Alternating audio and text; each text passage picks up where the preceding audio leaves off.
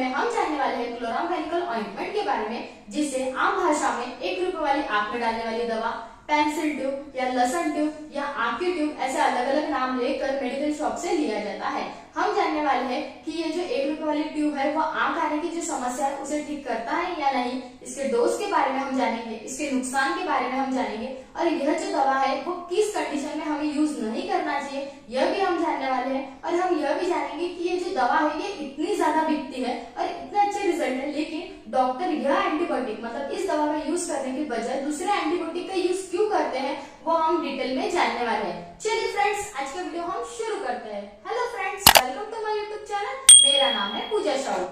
Chloramphenicol जो है वह हमें ऑइंटमेंट मतलब क्रीम फॉर्म में, टैबलेट फॉर्म में या ड्रॉप फॉर्म में, ये तीनों ही फॉर्म में मार्केट में अवेलेबल होता है। लेकिन इसका सबसे ज्यादा यूज जो ऑइंटमेंट मतलब जो ट्यूब आता है 1-2 रुपए का, उसका यूज सबसे ज्यादा किया जाता है। पहले तो हम जानेंगे कि क्लोरामफेनिकॉल होता क्या है और क्या क्लोरामफेनिकॉल से जो आंख आने की समस्या वो ठीक होती है या फिर नहीं। जो क्लोरामफेनिकॉल होता है वो एंटीबायोटिक है, मतलब यह क्या करता है, बैक्टीरियल इन्फेक्शन को ठीक करता है। यह बैक्टीरिया की ग्रोथ जो होती है उसे रोककर बैक्टीरिया को खत्म करता है। इसका यूज तब किया जाता है जब हमारी आंखों में बैक्टीरियल इन्फेक्शन मतलब कंजक्टिवाइटिस मतलब आंख आता है हमें, तब इसका यूज किया जाता है। जब हमें आंख आता है तो हमारे आंखों में रेडनेस मतलब लालपन दिखाई देता है, आंखों से बहुत ज्यादा पानी आने लगता है, आंखों में दर्द होने लगता है, हमारी जो आंखें हैं वो सूज जाती है बहुत ज्यादा, कभी कभी एक या दोनों ही आंखों में इन्फेक्शन हो सकता है, हमारी आंखों से ऐसा चिपचिपा पदार्थ निकलने लगता है, कीचड़ आने लगता है, या वो पीला भी हो सकता है या सफेद भी हो सकता है। ये सारे लक्षण दिखाई देते हैं अगर हमें आंख आया है तो।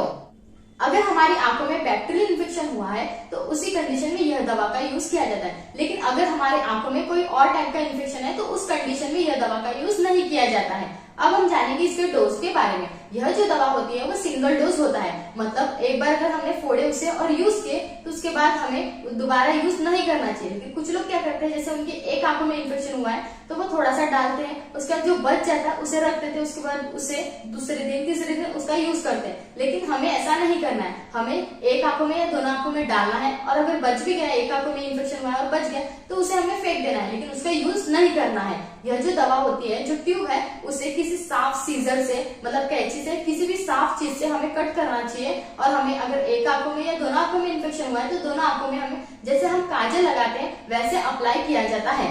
यह दवा को सुबह शाम लगाने के लिए कहा जाता है। यह दवा को लगाने के बाद में आप ड्राइविंग नहीं कर सकते, इसीलिए अगर आपको करना है ड्राइविंग तो आपको 2 घंटे या 3 घंटे पहले लगा सकते हैं। जनरली यह दवा को रात को लगाने के लिए कहा जाता है, लेकिन अगर कंडीशन ज्यादा है तो सुबह शाम लगाना है तो आप ड्राइविंग मतलब अगर आपको ड्राइविंग करना है तो उसके 2-3 घंटे पहले आप यह दवा को लगा सकते हैं।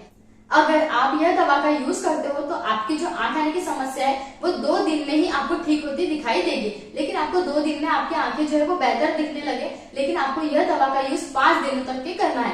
यह दवा का यूज 5 दिनों से ज्यादा दिनों तक भी नहीं करना है, क्योंकि अगर आप करते हो तो आपकी जो आंखें वो सेंसिटिव हो सकती है या फिर आपको किसी और टाइप का इन्फेक्शन हो सकता है।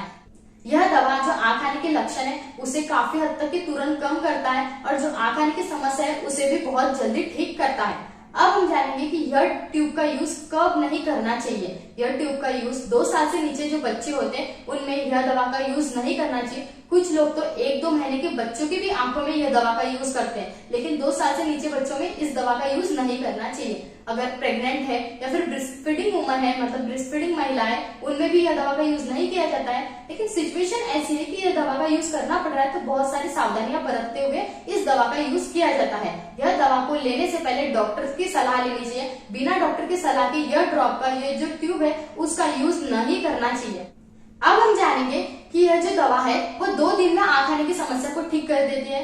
यह दवा इतनी बिकती है, इतनी अच्छी है, फिर भी डॉक्टर्स यह दवा को छोड़कर दूसरे एंटीबायोटिक जो होते हैं, क्लोरामफेनिकॉल एंटीबायोटिक है, लेकिन डॉक्टर यह एंटीबायोटिक को छोड़कर दूसरे एंटीबायोटिक का यूज क्यों करते हैं वो हम जानने वाले हैं। जो क्लोरामफेनिकॉल है वो ब्रॉड स्पेक्ट्रम मतलब सभी प्रकार के जो बैक्टीरियल इन्फेक्शन होते हैं हमारे आंखों में उसको ये जो ठीक करने का काम करता है। लेकिन जो दूसरे आते हैं एंटीबायोटिक जैसे कि ऑफ्लॉक्सासिन, सिप्रोफ्लॉक्सासिन, एजिथ्रोमाइसिन, ये जो एंटीबायोटिक होते हैं वो क्या करते हैं, स्पेसिफिक मतलब कुछ ही टाइप के बैक्टीरियल इन्फेक्शन को ठीक करने का काम करते हैं। मतलब क्लोरामफेनिकॉल जो है वो बैक्टीरियल इन्फेक्शन में किसी भी प्रकार का बैक्टीरियल इन्फेक्शन हो उसे ठीक कर सकता है। लेकिन क्या होता है, जो क्लोरामफेनिकॉल है वो अदर मॉलिक्यूल के मुकाबले मतलब दूसरी दवाओं के मुकाबले में क्लोरामफेनिकॉल का दुष्प्रभाव बहुत ही ज्यादा गंभीर है, मतलब जो इसके नुकसान होते हैं वो बहुत ही ज्यादा गंभीर होते हैं, इसलिए यह दवा का यूज नहीं किया जाता है। जो दूसरे मॉलिक्यूल होते हैं ऑफ्लोक्सासिन, सिप्रोफ्लोक्सासिन या एजिथ्रोमाइसिन, इसके भी साइड इफेक्ट होते हैं, लेकिन इसके साइड इफेक्ट इतने गंभीर नहीं होते और बहुत ही नॉर्मल साइड इफेक्ट और बहुत कम साइड इफेक्ट, मतलब बहुत कम नुकसान देखे जाते हैं। जो क्लोरामफेनिकोल मॉलिक्यूल है उसके फायदे तो बहुत अच्छे हैं, मतलब ये हमें फायदा बहुत अच्छा देता है, लेकिन उससे ज्यादा हमें क्रिटिकल मतलब बहुत ज्यादा गंभीर नुकसान होने के चांसेस होते हैं। इसीलिए डॉक्टर हमेशा ऑफ्लोक्सासिन या सिप्रोफ्लोक्सासिन ऐसे मॉलिक्यूल का यूज करते हैं जब हमें आंख आता है। जब यह दवा जो होता है ऑफ्लोक्सासिन, सिप्रोफ्लोक्सासिन, एजिथ्रोमाइसिन ऐसे अदर एंटीबायोटिक जब काम नहीं करते तो उस कंडीशन में डॉक्टर्स के द्वारा क्लोरामफेनिकोल का यूज किया जाता है।